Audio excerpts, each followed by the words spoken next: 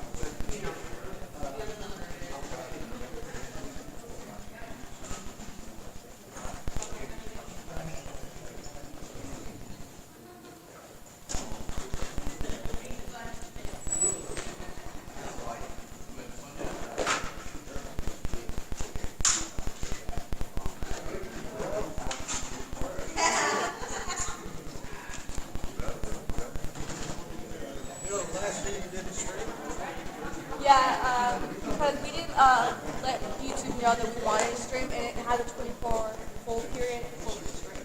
Oh, because it's brand new.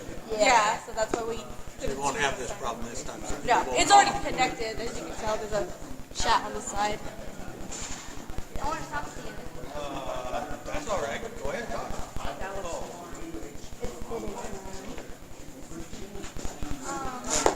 If someone wanted to work Donate it to Tom. Tom's our advocate. He's going to charge the money.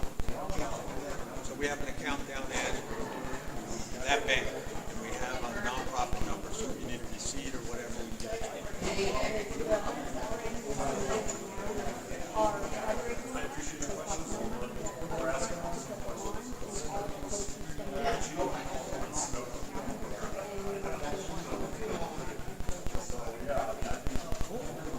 Like again. Yeah, so I just want to know how to go about doing that. I'm going to have Tom come to the office someday. Afternoon, right? You're home Yeah, after I'm 12. Okay, I'll tell him. Next Tuesday, maybe I'll see him before that. But if I do, I'll stop by and talk to him. Yeah, because we're not going to finish up the whole year. Kind of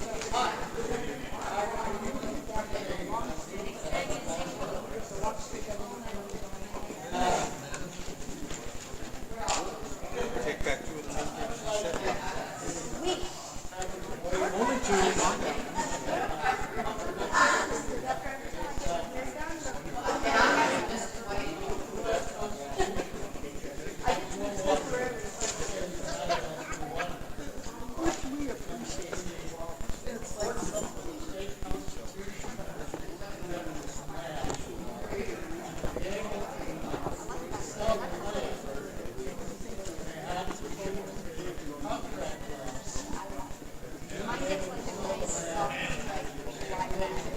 When it starts trading out, when it starts trading out, so it's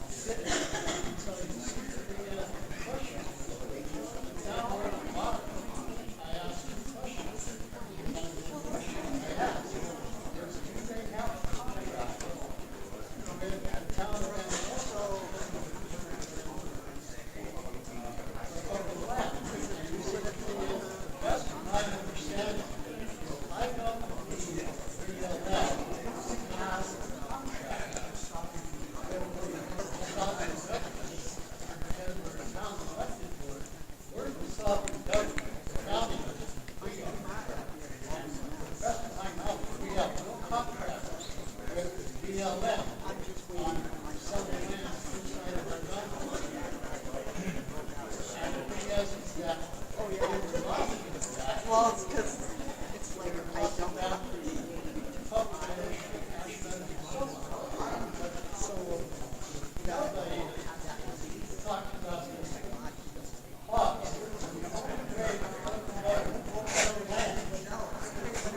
oh yeah.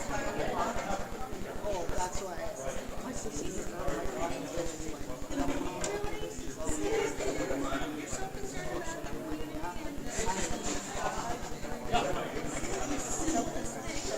I'm thinking about that for one.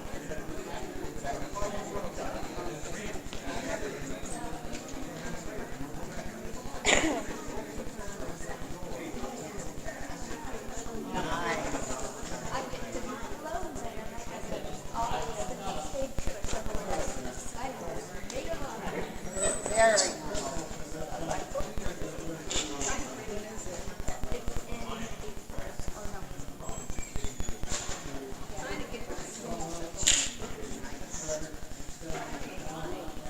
I can never remember. I'm just trying to remember.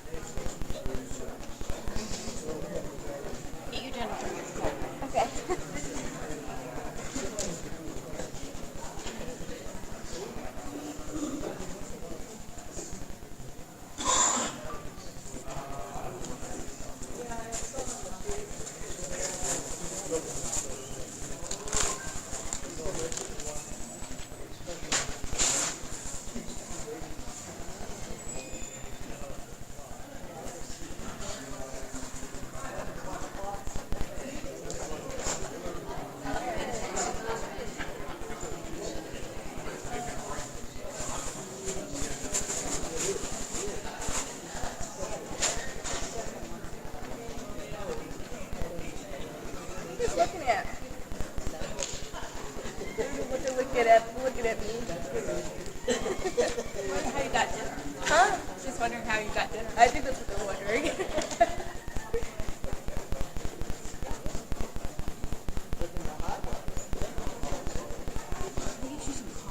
Water? I got and water. All right. And food. If I had my medical bag, I'd give you some therapy.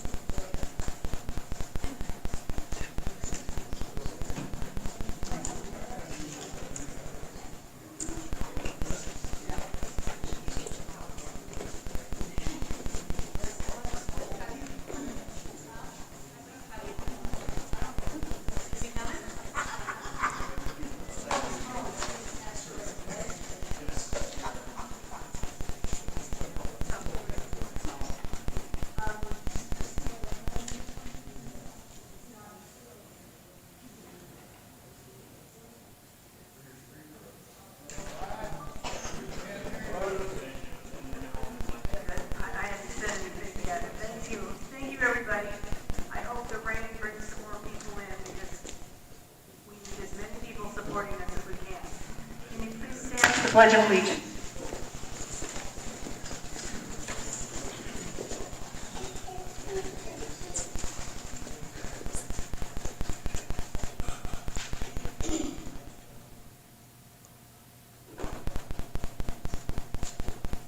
Ready, begin.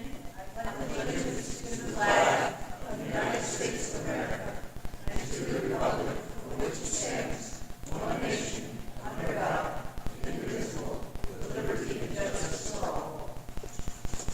We remain standing for the invocation. Is James here? It's fire department. Okay, all right. Then we'll go ahead and sit down. I'm sorry. Or you can stand, or Mike could do the prayer. No. I'm hoping, I think more people will be coming because in true Amargosa fashion, they probably think it's at 7 o'clock. Okay.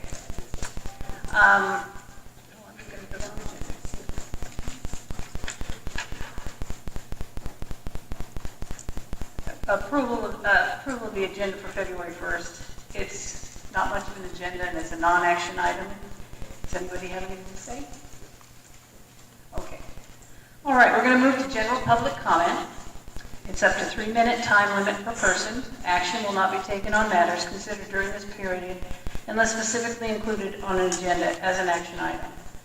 Please stand up speak and spell your last name. Anybody?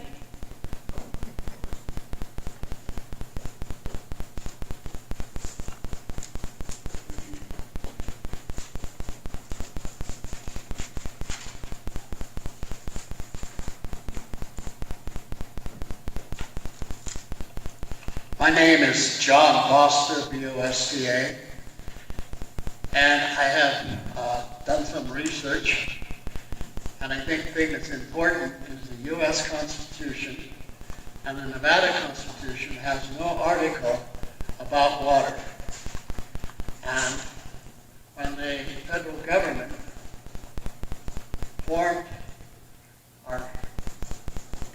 in 1861 when they formed the territory, and then in 1864 when they said we could have a constitution, they had what they called the ordinance. And the ordinance said that the federal government was going to keep the land that was not in private ownership for the federal government. For the government to be able to sell land, they had to use what they called the contract clause. And that is in the contract, and that is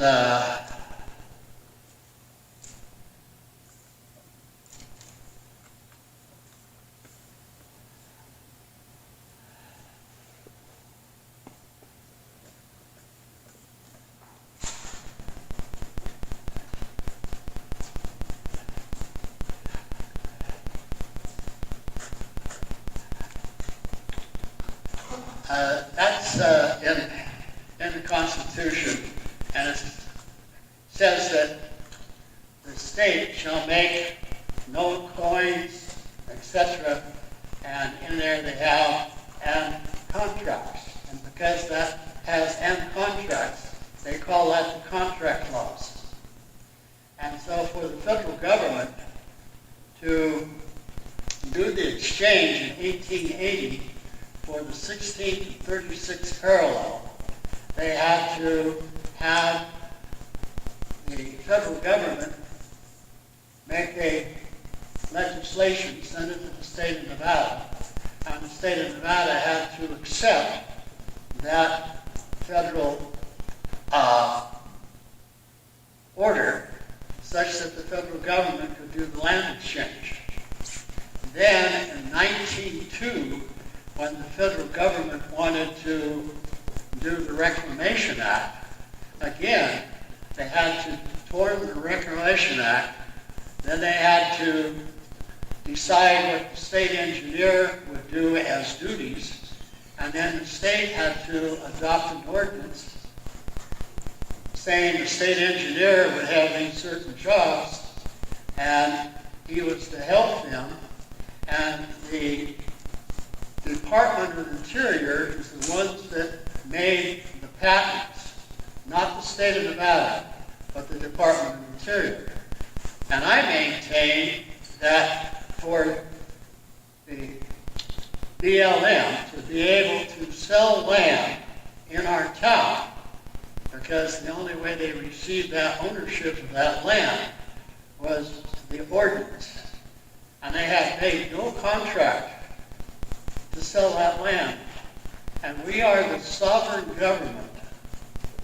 And they have to make the contract with this town.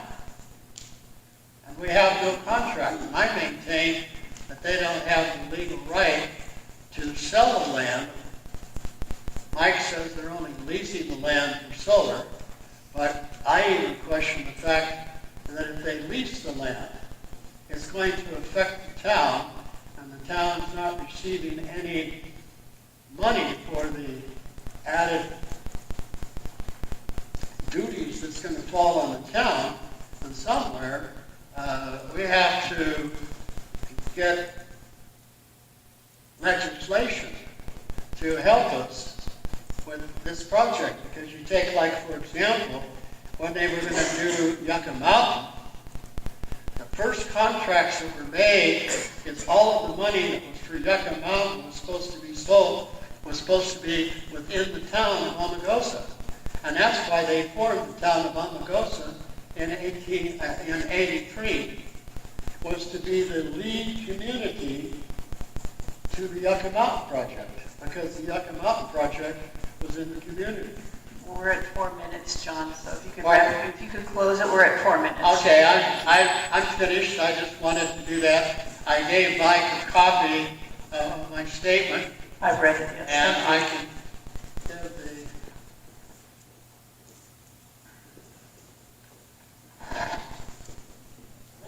Thank you, John. Good to see you here.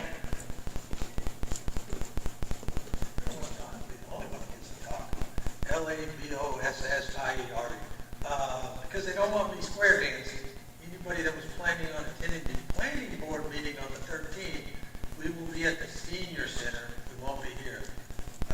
Grid Alliance is going to be there. We want to talk about having a meeting about a little bit growing about that. Thank you. Thank you, Lev. Is there anybody else for public comment? Seeing and hearing none, I'm going to close public comment. I want to welcome Mason Vale with the Amargosa Conservancy, and our Commissioner Bruce DeBoer, and Nick Pay with BLM is here to visit with us and listen. So we appreciate you all being here. Mason, I'm going to give it over to you.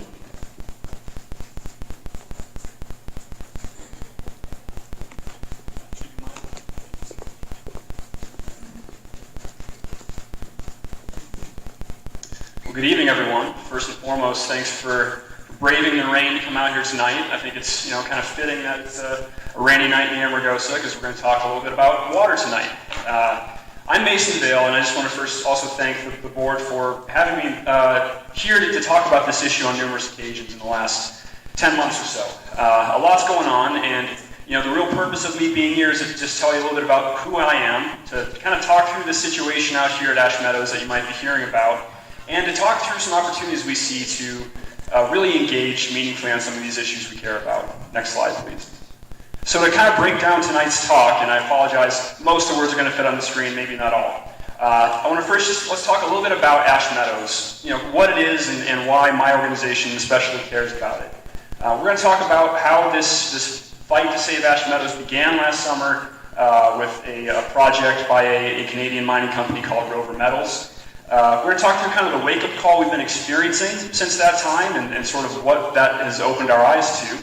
And then we're going to talk about a mineral withdrawal. And if that's a new term to you, don't worry. It was a new term to me fairly recently. We're going to really break down sort of what that is. Next slide, please.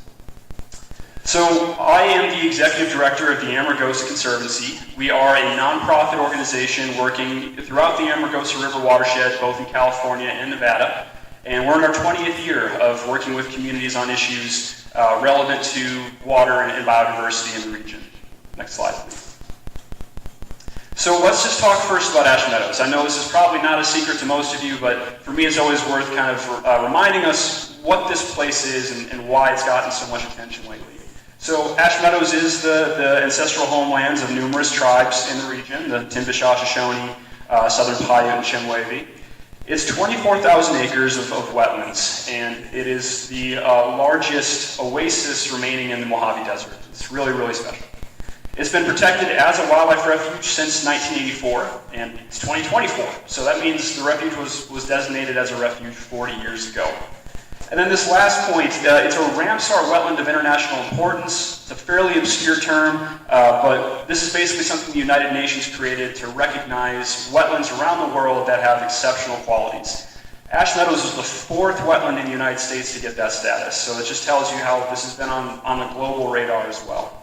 Next slide, please.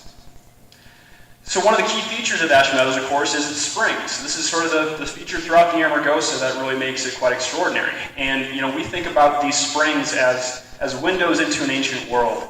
We work very closely with hydrologists who study these springs and the water, and it's extraordinary to me still the age of the water we find in these springs. Our younger springs in the basin have water coming out of them that fell as rain or snow 7,000 years ago.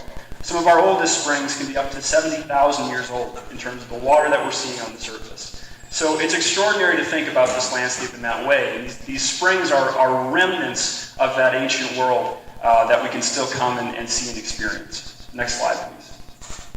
Ash Meadows is often called the Galapagos of the desert because it has an exceptionally high density of species that only live in one place. So there are at least 26, we call them endemic species. These are species only found in a single sort of habitat area. And I say at least because, even in the last year, we think we've discovered 2 more. And that is the highest concentration of unique species like that in the United States, second most in all of North America. So it's a world caliber biodiversity hotspot. 12 of those species, because they are so constrained, already have protections as endangered or threatened.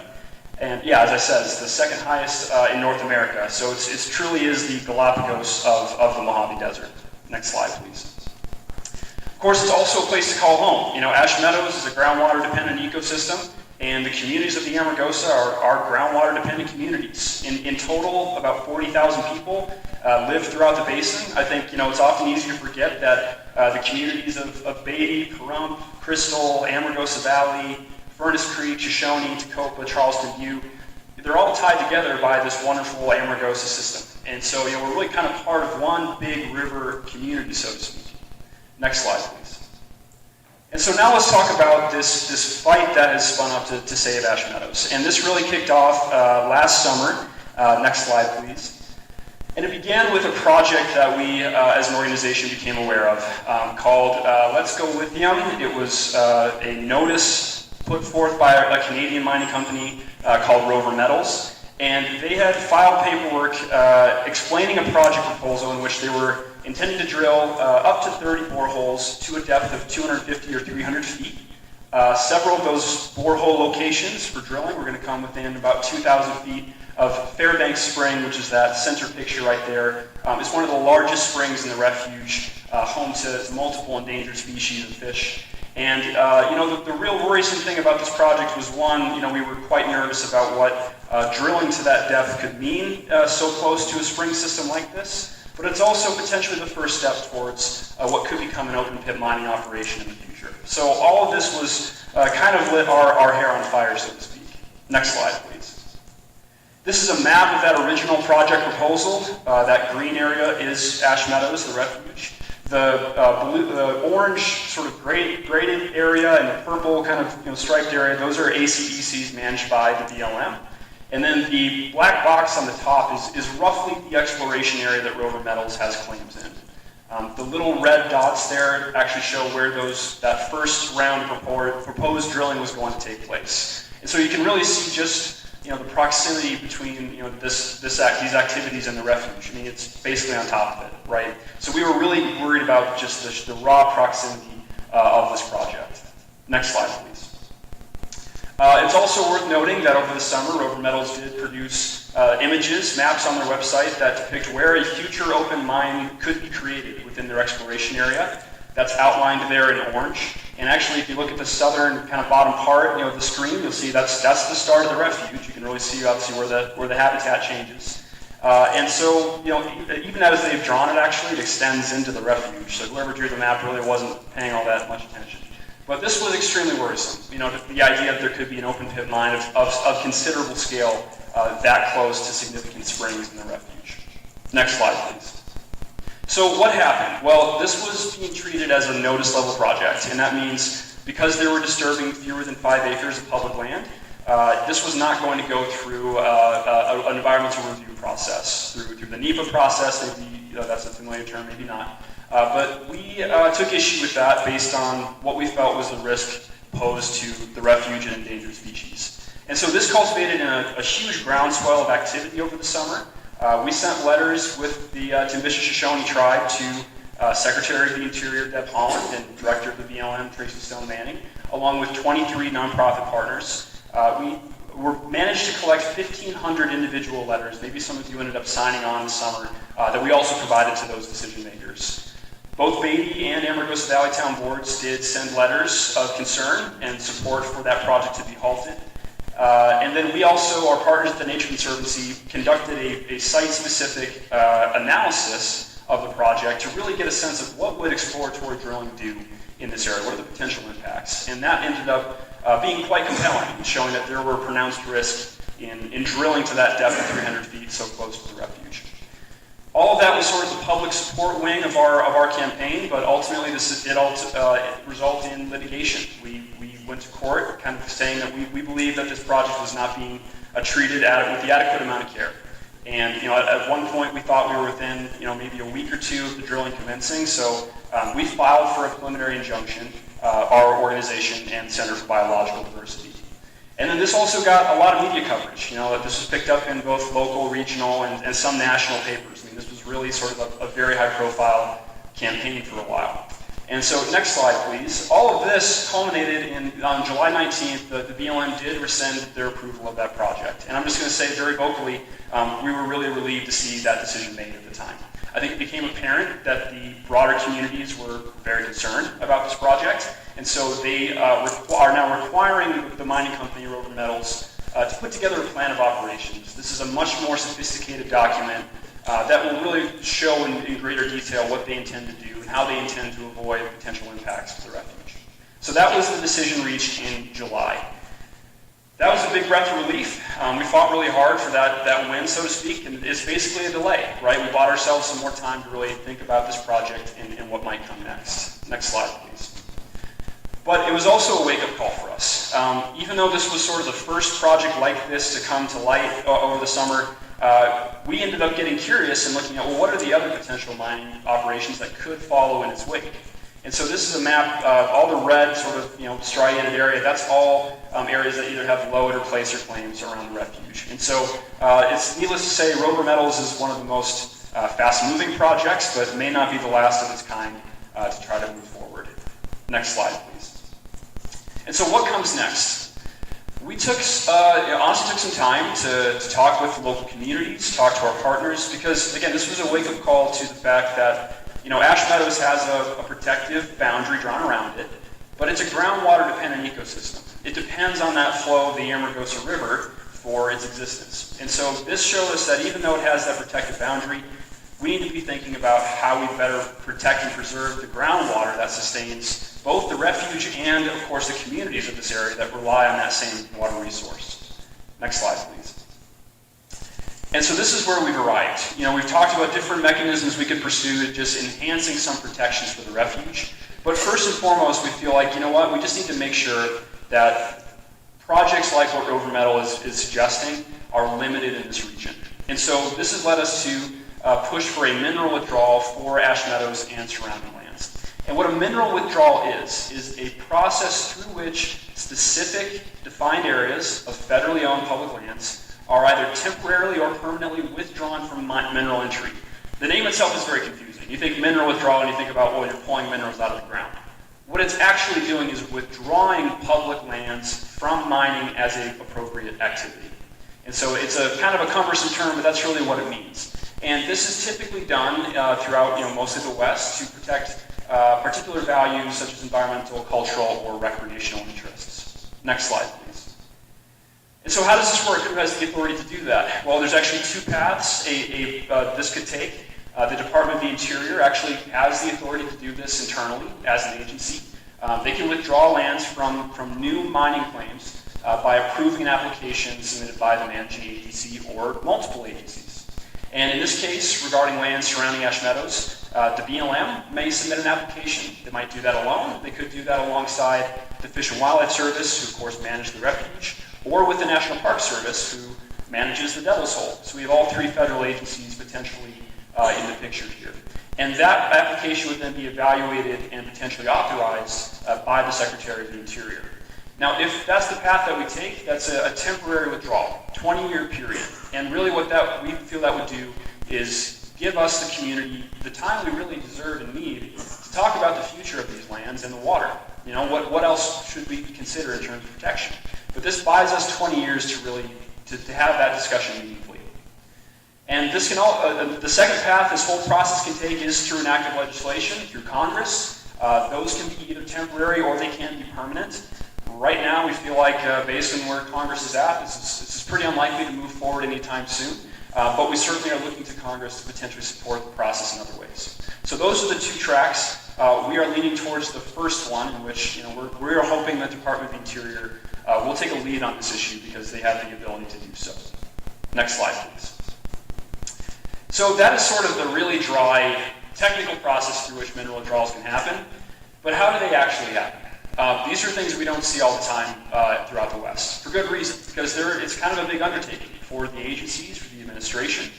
And so how do they actually happen? Well, first and foremost, the need for this needs to be illustrated through scientific analysis. We have to have the science to show that it's really needed in order to protect the incredible values we have at Ash Meadows. And so a hydrological study is currently underway by our partners at the Nature Conservancy, which are analyzing potential impacts to groundwater that could occur on these public lands surrounding Ash Meadows. Now, I want to share, I'll share this in a second. As far as the area that they're studying, they're studying the entirety of Basin 230, which, because it's a hydrographic basin, it's already a defined area here in Nevada. So they're doing their analysis throughout the basin, just to show what would happen if various mines of various scales were to be permitted. And so the results of that study are really what we're going to lean on to tell us where this boundary needs to be drawn. And so we're going to make those results publicly available when they come around, but science is a big part of how the agencies make their decisions here. So we're going to be leaning on that. Next slide, please. This is a map that we've created that really shows the green there is Ash Meadows National Wildlife Refuge. The red is the hydrographic basin 230. And again, I want to be totally crystal clear about this. And in fact, we're sharing this with you first. So I think you're the first entity we've publicly shared this map with. And we did that on purpose because I want to make sure everyone knows what's going on. We are studying that hydrographic basin as a place to start. But that is going to be really narrowed down based on the results of that analysis. And then really what the communities can live with, right? We're hoping to really draw the boundaries here in a way that it has to make sense. It's got to work for everybody. So this is a starting point. This is by no means the entire area that I think will be ultimately proposed if we get to that step of the process. Next slide, please. So the other way in which mineral withdrawals happen is through really strong show of public support. This is important. The public has to show that they want this, that they're concerned about this landscape, the resources, and that they support this as an action to help safeguard this groundwater and the refuge. And that's frankly where you come in. I'm a small organization. It's me and like 10 volunteers. We are not going to be able to show that we do not represent the public's interest here. We are counting on the communities of the Amargosa to join with us in this action and show that this is what the communities want. And that's really where you come in. We've created a petition, which I've actually set out on the table in front, where you have an opportunity to show your support for this action if you so choose. That's also available on our website, and the petition really breaks down step by step what we're asking for. So I encourage you to read it. And of course, come to me with any questions afterwards. But this is your opportunity to kind of raise your voice on this issue. I'll add that multiple communities and entities have already voiced their support on this, and I actually want to invite Commissioner Jabor to come up and speak a little bit about where the county is at on this issue at this time.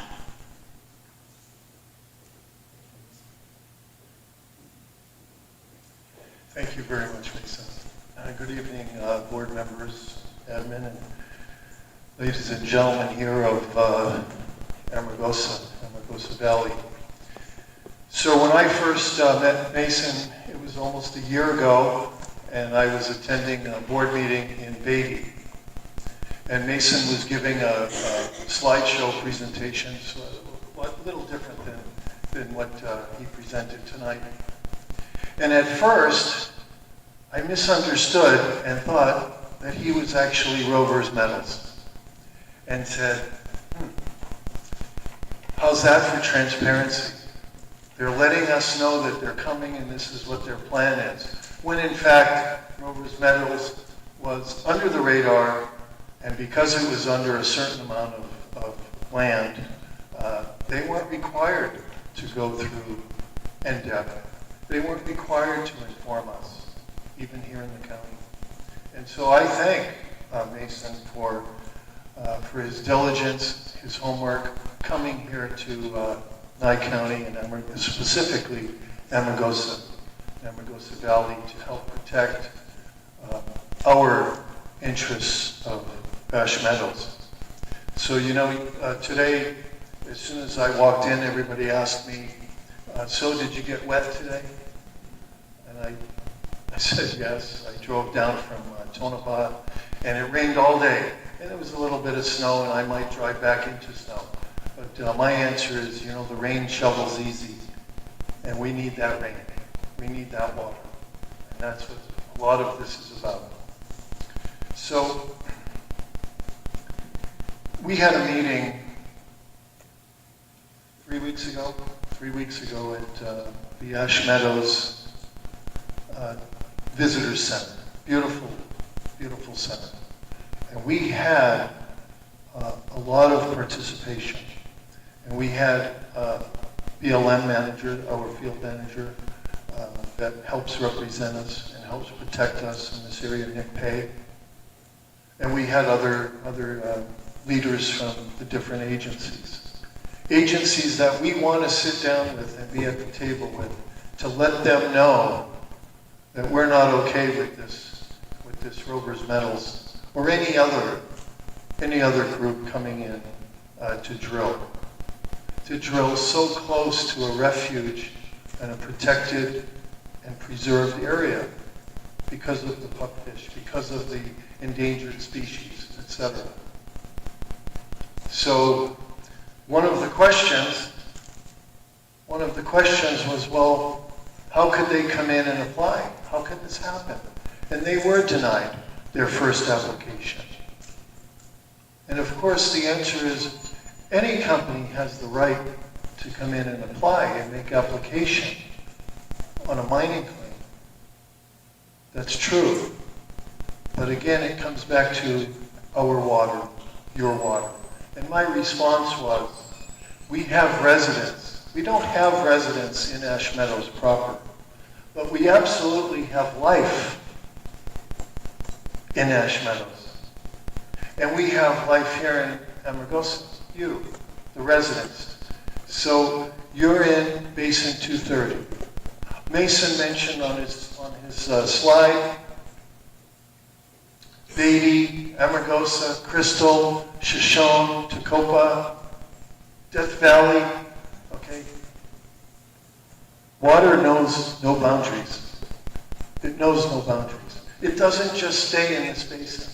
So once it leaves, okay, unless we pump it back, which is very, very costly, it's gone unless it's replenished and recharged, as they say, right? So we have to protect that water for you. For you, for here. And then as it goes downstream, yes, eventually it'll go to our other Nye County residents of Crystal, and then it borders Pahrump, which is an entirely different basin, 162. But again, please remember that water knows no boundaries. They flow into each other, okay? So it's very important to know that. And one of my concerns, because I deal with a lot of these drilling companies up north, and no offense to the drilling companies or anybody that works in the industry, but a lot of them are young and they're strong and they're eager, and sometimes they make mistakes. And we cannot afford for them to make mistakes of penetrating the aquifer, the ground floor, as they did 22, 3 years ago, just over the border in California. They did penetrate the water, the floor of the aquifer, and they're still to this day trying to figure out how to cap that well. They haven't been able to successfully cap that water yet. It's still flowing, and we don't want to take that risk so close to you here in Amargosa, even Beatty, our neighbor, and Crystal, and going into the other communities. So we did sign, the Board of County Commissioners, we signed last month and a half ago, a resolution prohibiting and standing up against not just Rovers Metals, but any drilling company to come in to this area of Ash Meadows. A precious area. We're not allowed to go there and create havoc, are we? We're not allowed to go and vandalize. They have it fenced off, they have the visitor center, they monitor, they guard it. It's a well-guarded gem of our community and the county and the state. Well, why not now when Rovers Metals wants to come in and drill? Is one of my other questions. We guard it, but we also let our guard down. And I apologize because I thought that they had gone away. They didn't go away. And they applied. It was denied. And we're hoping that, yes, there's a criteria in which BLM has to follow. They are helping. I'm not speaking for Mr. Nick Pegg, the manager in BLM, but they're helping us. They've heard us loud and clear that we don't want any drilling in this area so close to the refuge. We have 18,000 other square miles of land that they can go and try to drill and find whatever resource that they're looking for, but not here in Ash Meadows. Okay? So one of my suggestions and recommendations, and I really appreciate Mason, and I hope that you're thankful and grateful that he's been proactive on this project here in Amargosa, and not just forgot us and just said, it's Amargosa, it's Nye County, it's Ash Meadows, who cares? He cares, I care, the commission cares, the board cares, and I certainly hope that you care, because that's why we're here, is for you. And so one of my recommendations was not so much the mineral withdrawal, which makes absolute sense, and if that's the easiest direction to go in, yes, I will absolutely sign that petition and help get on that as a signatory. But my recommendation, suggestion, and I also thank your board member Mike and Carolyn, your chair, for being at that meeting and being a voice at the table as your local representatives to let the people know, the players know, that this is serious. And we don't want this to happen in our area. It's not necessary to happen in our area. Okay? And so I ask that Fish and Wildlife perhaps put in for an expansion of their boundaries into BLM. And that is possible, but it's probably a longer process than the mineral withdrawal. But at least we were putting on our thinking caps.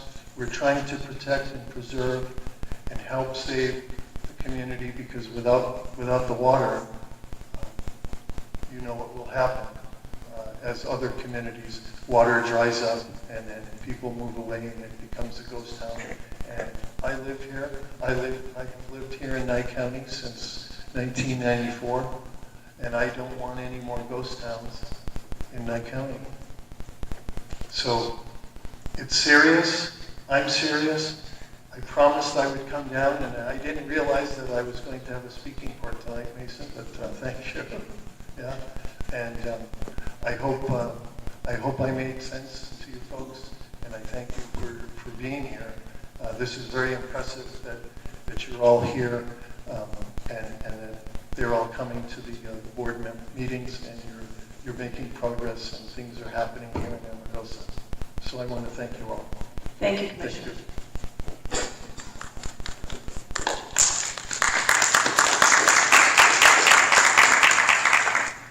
Quite the speaking part, Commissioner, on short notice, so thank you. I just have a couple more slides here, if you don't mind. I do want to talk a little bit, this mineral withdrawal pushes the 30,000 foot level, right? This is about looking into the next 20 years and trying to buy us a little bit of time and space to breathe and talk about what comes next. But as Commissioner indicated, unfortunately, Rover Metals has not gone away. We kind of hoped after the summer that the project was so unpopular, they might think twice and invest their capital somewhere else. Unfortunately, at the end of December, they did file that plan of operations for consideration. And that has not yet been accepted, but based on what they've provided, they have adjusted their plan slightly to drilling 21 boreholes to a maximum depth of 150 feet or until groundwater is intersected. That being said, these borehole sites are still, as currently planned, within a few thousand feet of Fairbanks Spring, far too close to the refuge for comfort, and all of our original concerns really remain the same at this stage. I will note too, you'll see that it says Rover Critical Minerals. Just yesterday, the company announced that they're changing their name, and they said in their press release that they are doubling down on this project in Amargosa Valley. So they're very serious about this. They're not just going to go away. This is a clear signal from them. This is their flagship project for this year. Next slide, please. Now, I want to again emphasize this has not yet been accepted by the BLM field office. They are still going through revisions of that plan of operations. But in the original draft, this is what they suggested as their exploration area. The refuge is there on the bottom of the screen. They've pushed the drilling into the western part of their claim block. But once again, you can just see the proximity here to the refuge is quite close in an area where we know groundwater to be quite shallow. Next slide, please. Yes, sir. Please. Just to give you some idea of where this is and how intrusive this is the little first one in the Redwood. That is right off the end of Danville Road where that power station is down there. They have claims filed there. I do my hiking and stuff out there, so they are right 1 mile east of 373. And this guy's comments, for if this thing is successful, he wants a strip line from the top of Ash Meadows to 95. And this is what we are up against. They are in our backyards. You will see the damn thing from 373. Yeah, thanks for pointing that out, Mike. Next slide, please. I just want to share the quote from the press release yesterday because, don't take it from me. Here's the quote. Management and directors at Rover are doubling down on this pivot into critical minerals, and they remain resolute on their focus for advancing this project in the Amargosa Valley. So, again, that's straight from the horse's mouth. Next slide, please. So if you're asking right now, what can I do to be a part of this? How can I help this effort?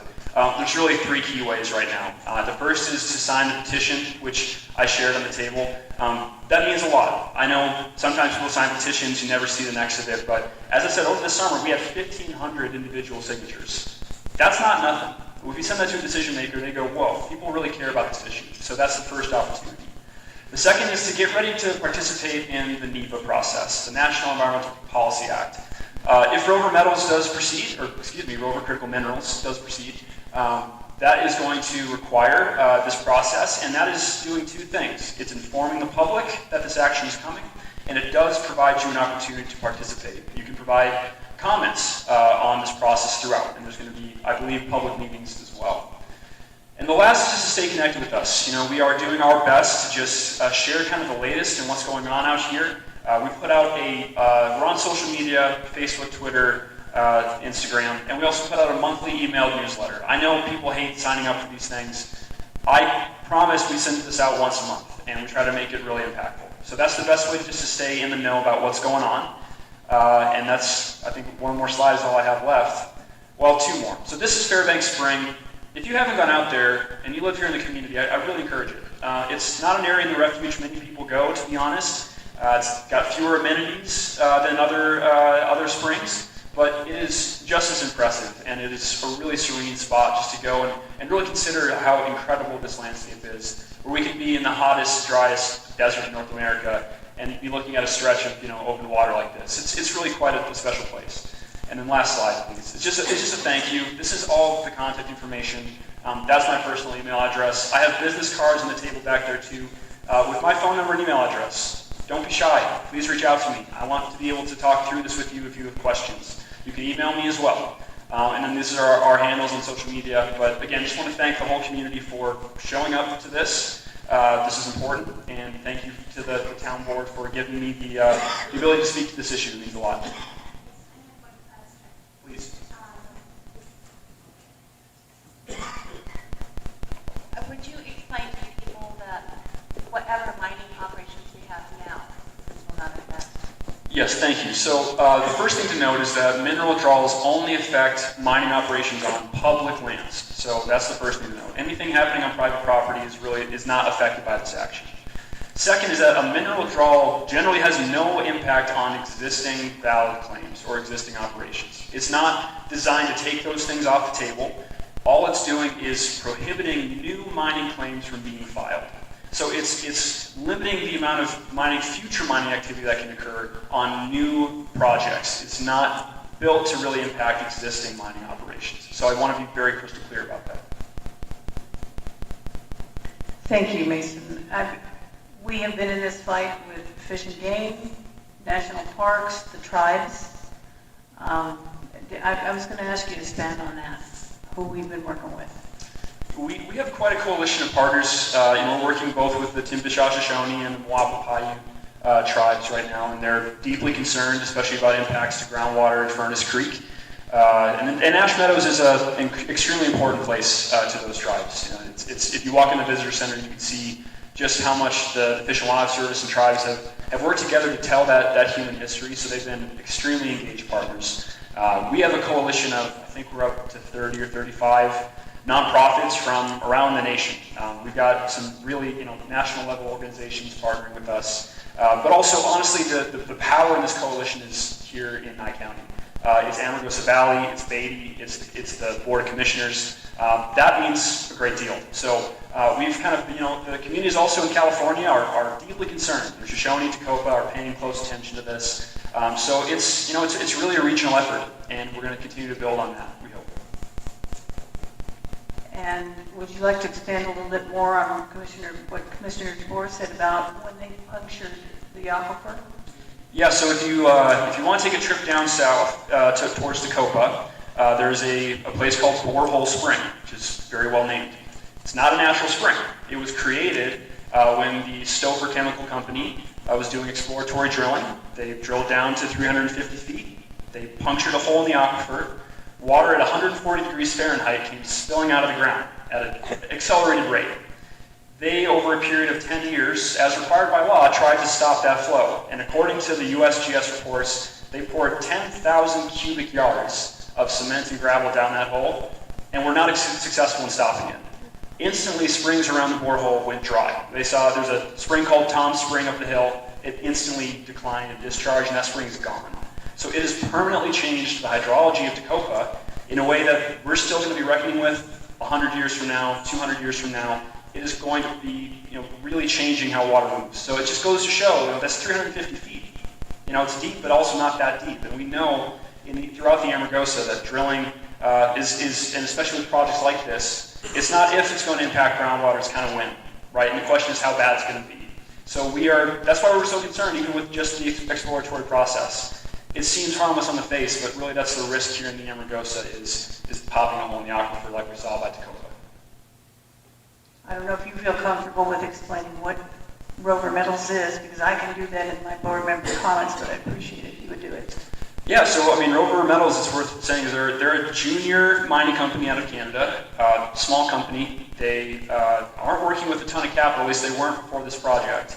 And just to kind of, that's my perspective on how the mining industry sometimes works, is you have sort of junior companies and you've got major ones. And junior companies, their kind of whole bread and butter is to come in, do exploration projects like this, prove that there's some mineral of worth in the area that they've claimed. And generally they're going to try to flip that to a bigger company to come in and develop. And Rover Metals is unlikely to have the resources to actually excavate a pit of any scale. So it kind of goes to show really, I guess, how much skin they don't have in this game.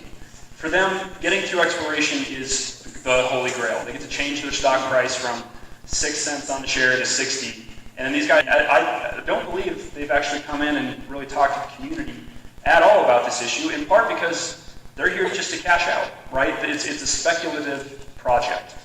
And so that's what makes it so dangerous. They aren't going to proceed with the level of care that I believe an operation like this would truly deserve from a good faith player in the industry. So you're of course welcome to build on that, but that's sort of just the dynamic we see in the industry, and that's why we're increasingly worried this is not a company with the skill set and experience to actually do a project like this safely and effectively. Would you mind taking questions and answers? I'm happy to. Okay. I'm going to open it up for questions and answers, and I'm going to give you a seat with a microphone, all your own. You can have my seat, I'll move over. And I'll invite anybody up that would like to ask a question.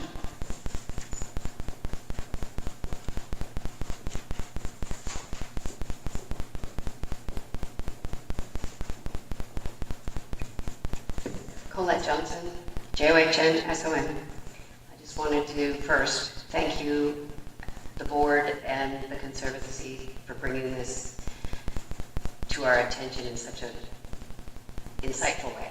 And thank you for explaining the mineral withdrawal, because I did look at that and go, what the hell? When it said that our board wrote a letter in support of it, I'm like, excuse me? So thank you so much for your time on this. And I would be more than willing to get involved in this. I will definitely be signing that petition. There was something else that I wanted to say, but I can't remember.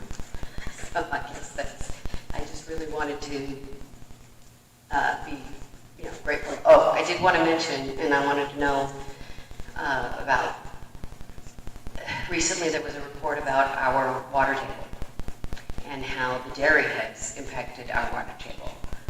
And so I did want to mention that because I lived on a piece of property on Frontier Road, and when I moved in, the well was great, and probably 10 years ago is when the dairy acquired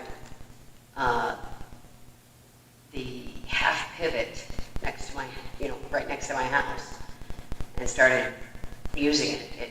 When Ron Dahl owned it, he wasn't using it. And when the dairy started using it, my well went dry.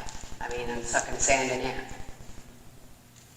So it's very important for us to be aware of where our water's going and how that's going to impact us individually. I know a lot of people who say, well, I'm having trouble with my well. Lots of people. When sand comes out of your pipes, there's something wrong. And when it starts spitting air, there's something wrong. And all of us are heavily impacted by what's going on. And I was wondering about, how with the impact of the river, that the Death Valley didn't put an immediate stop because of the pupfish. Yeah, I can address a few of those things. I mean, one thing the Conservancy has done for 20 years is to try to better understand this really complicated hydrological system that is the Amargosa. I probably spend 2 to 3 hours a week on the phone with hydrologists, people far smarter than I am, who are explaining to me sort of the dynamics we see out here. And all of them have said this is one of, if not the most complicated hydrological system they've ever worked in. We have made tremendous strides towards better understanding the system, but frankly, we've got a long ways to go. And I think the story of the Amargosa has been one, towards using better tools, using better modeling to understand impacts of some of these groundwater pumping activities. And I want to commend too, the Nye County Water District has made incredible leaps and bounds in trying to really get a handle on the issue, because it affects everyone in that community, and of course, the communities here too. So we continue to appeal to the state to use the best science available to inform how they manage this really sensitive watershed. And that's what makes projects like what Rover is proposing feel even more reckless. We're working in a system that is already experiencing tremendous stress and has a long ways to go towards recovering. So projects like this, are kind of throwing gasoline on that fire, so to speak. And so, we hope that the Nevada State Engineer will be involved in maybe a future phase of this project. I do want to say that in terms of that question around, why didn't the Park Service protest this out of concern for the Devil's Hole? They've been very involved, but frankly, one of the problems with engaging with Rover Metals is, they're doing exploratory drilling, but that's different than groundwater pumping. And those are managed sort of as separate processes. If they were going to be actually actively pumping groundwater, then of course that's very firmly within the authority of the Nevada State Engineer to regulate. But in this case, they're really not at the table until there's a pumping operation proposed. So that's sort of the disconnect here, and we're trying to find ways in which we can at least ensure that they're in the know, and to the extent that they're able to, are involved and active in informing how projects like this move forward. And not just that project, but really, projects proposed throughout the basin, because we're in this critical moment of having to get a lot of these decisions right for the future of the basin. Everybody's listening and taking it very seriously. That's, you know, everybody's there at the table. And the tribes, they're fantastic. Everybody's been fantastic. We even had Cortez Masto's team out there. Our commissioners are involved. National parks, fish and game. And that's what Krista had said.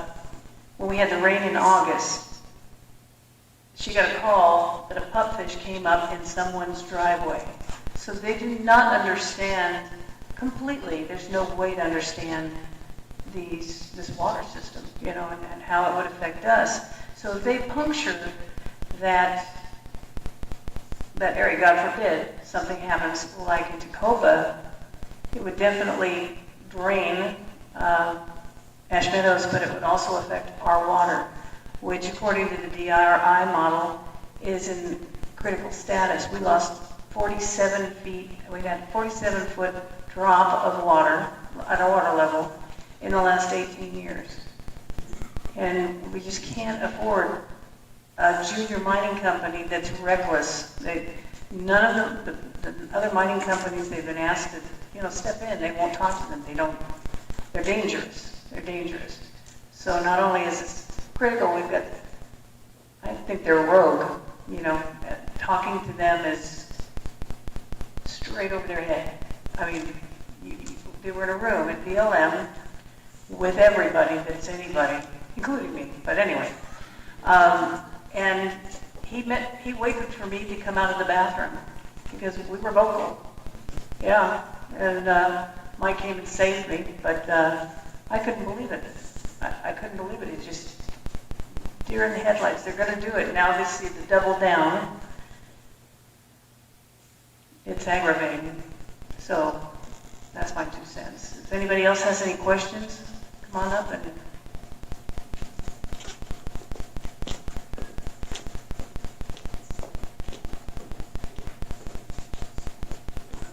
William Powell, Powell. Thank you. There's a lot of concerns that people might have, and help me out with this, because we hear water this and doing that. But is there a threat of contamination? Could you describe that? What would be the long-lasting effects of that? And I haven't heard it yet, but that's what I'm curious about. Yeah, thanks for that question. You know, we are very focused on water quantity throughout this process, but water quality is just as important. And I think it's one thing in standing at the shore of Fairbanks Spring.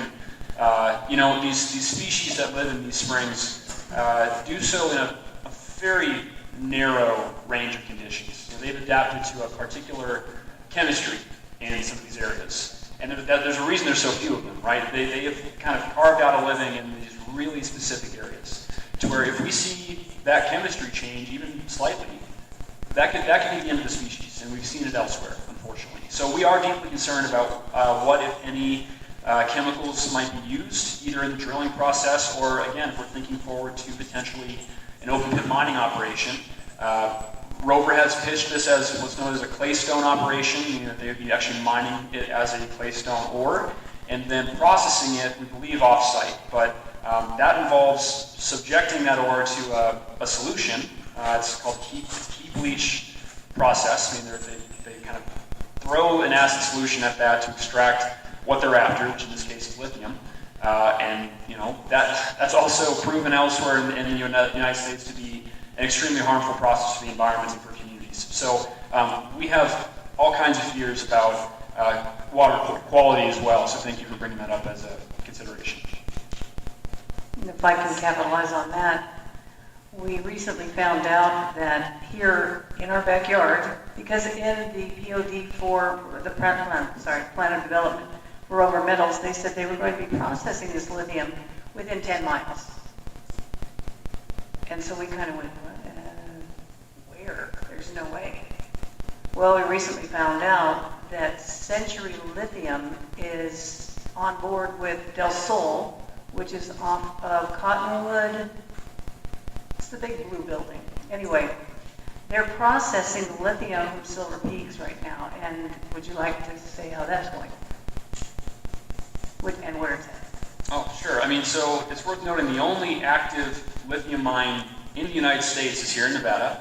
It's about 3 hours north or so to Silver Peak Mine, and they've actually been in the news a lot lately because it turns out they've been pumping an enormous amount of groundwater that's actually causing fissures in the earth to open up.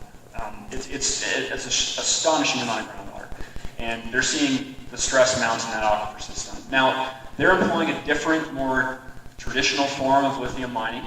Typically, how lithium is mined is actually as in the water that you pump out of the ground. It's as a brine, is what they call it.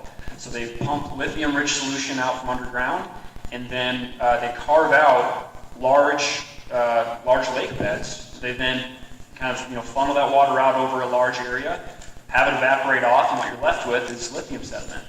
So if you do want to see a full-blown lithium operation, take a drive up there. It's pretty shocking. In fact, I was actually flying from Las Vegas to Reno a few weeks ago. Looked out my window, and first I saw Ash Meadows, which was very cool from that height. And then we flew right over that Silver Peak mine, and it was astonishing. So yeah, and this doesn't have direct impact here because it's a different style of mining that they're advertising currently. But it will happen elsewhere in the state. So it's worth at least kind of getting eyes on the reality of what that costs, the processing it here.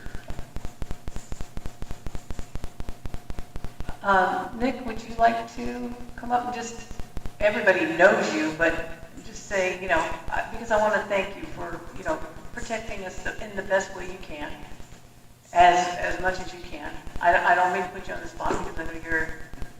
Speaking of being put on the spot. Right. No, I appreciate the opportunity, and in all honesty, I appreciate the invite to come and listen. One thing that I want to kind of talk about is that... I'm sorry, speak and spell your last name. Yeah, my name is Nick Pay. My last name is P-A-Y. I'm the field manager for the Brumfield office for the Bureau of Management. One of the big questions that we field all this time is why is BLM allowing this? And one thing that I want to make sure that I'm clear on is that I am bound by federal law to consider this application. That's the way the 1872 mining law works. There's a very narrow window in which I can deny an application. As you can imagine, there is a very different climate when the mining law was passed. It did not consider a lot of the concerns that you guys have. So there's an interesting deal that we have to try to thread, and it's by working with partners and other federal agencies that we figure out how to do that. I understand the frustration, but as a federal agency, it is my job to remain impartial and to make an informed decision based off of the information that I have before me. I know that's not always an easy thing to hear, but I just want to make sure that we're all clear on that as an agency. I don't have a lot of decision space when it comes to mining. And so the assistance of outside groups and other federal agencies is what we rely on when we have to make other decisions. So I appreciate all the work that's going into this. I do understand the sensitive nature of Ash Meadows. There's an unfortunate amount of pressure on your guys' little valley here, and it's frankly a little frustrating. Even as a land manager, I took this job just about 4 years ago, hoping to come to a nice quiet little part of the BLM with a little tiny office and not a lot of controversy, and I ended up with a little tiny office and a lot of controversy. So I do appreciate you guys' patience. I am a native Nevada, and I understand public lands. I grew up pretty young, and I grew up using them. I understand the water pressure stuff, the pressures that you guys get as community and government officials. I think the best way we can do this is together, and how to figure out how to move forward and do it responsibly. Thanks Thank you, Nick, and it's huge that you're here. But the reason I asked him if he wanted to come, he has been at our last meeting, and it's got to be an uncomfortable position to sit there and listen to all of the major players, me included. No, but you are listening. You're listening on the solar level. You're listening on especially this, and that's hard. And we're going to be appearing February 13th with the scoping for BLM, and then Mike and I are going to go meet up prior with Jeremy Bluma, and they're listening. They're asking for our opinions and perspectives, and that's huge. That's really huge. Is there anybody else with any questions? Okay, seeing none, I'm going to close this public hearing, and I'm going to open it up for general public comment.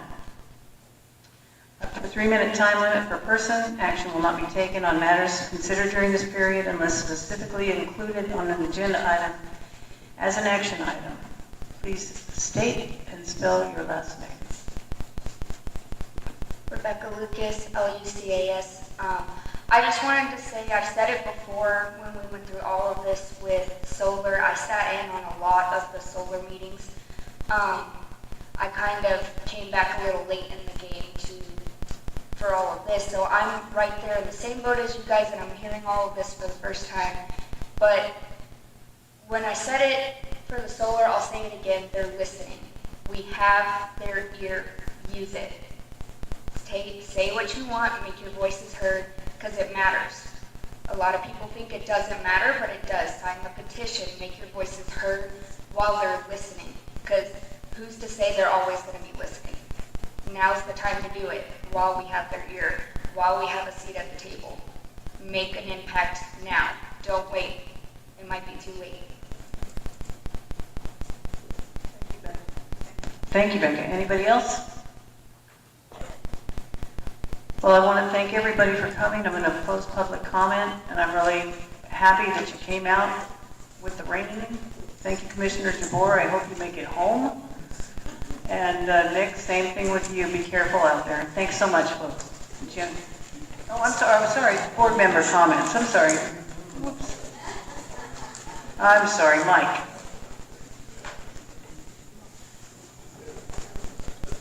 Okay, first off, I want to thank Nick Hay and Beth Randall. They have got us, Amargosa Valley now has a seat at the table. We get invited to all of these meetings to make our presentation. We are invited to the next level BLM deal February 13th at Red Rock in Vegas, and we will be on that. So let me explain a little bit how this thing happened. We got invited. First off, they get out there and they've submitted their mining claim, and like Nick said, mining is different from this thing. They can submit a project where they say they are disturbing less than 5 acres, and it kind of just gets slid right through the deal. 5 acres, what big whoop, how much of a mess can you make? They have filed claims over 8,500 acres. So in our questioning this guy about how does that work, it finally came out. He measures 5 acres, he measured each borehole. That is all he said he was disturbing, and that's how far he got. And so we raised that issue. Carol and I confronted him on a number of a number of issues in that thing, and I showed you how intrusive this thing is. It is coming right up against us, right up against the power station on Anvil Road. I have been doing my little walks and stuff out there. There are mining claims, the right of way that goes from that power station goes to Lathrop Wells. They're within 50 yards of that. So that is how far and how intrusive this thing is. And this is what we are dealing with the statements they make. So we have to keep pushing every button. We have to stay at the table. The economics of that industry have shifted a lot. Some claims have even been abandoned because the return is not as high, because you can't hardly swing a dead cat right now and not hit a lithium deposit someplace. So we would think that there would be other deposits somewhere else that they could use. But that damn thing will destroy us out there. We don't get a lot of tourism, but believe me, the 1 million cars a day that come out Bella Vista and go there. Quite a few of them stop there because it is quite the place. So we will be requesting your involvement. We thank the government agencies that are involved now, and it's very interesting depending upon which project we're dealing with. Sometimes we're on Nick's side, sometimes we're not. It just depends on where we're at and what's going on. But this town is under assault right now, believe me. And the reason we got invited to the table is because we stand, to make this be a land deal, because we stand on our own out here. We are not, sorry Bruce, but we are not going to wait for Nye County to cover our rears. We are standing on our own. That's what we are doing. Without that, we are going to get left in the dust. You all know that. Nothing has changed in the last 30 years. That is why we are stepping up to get this done. So we need everybody involved in pushing this, and as we ask for your involvement, please do so. Thank you. Sarah? Yes. What I'd like to say is my dad always taught me that if you want something done, put it in writing. That's the biggest and best way to do it, because they have to do something with that when it's in writing. Because if it's not in writing, they can go, it's a he said, she said thing. So please put it in writing and step up to the plate. I appreciate you all. Brenda? Nothing. I've said enough, that's for sure, and I apologize for, keeping you here, but thank you so much. It's a nice crowd, and we will continue to work on this. If you have any questions, most people have my cell phone, so you can call the office, and you can also answer my cell phone. All right, thank you very much. This meeting is adjourned.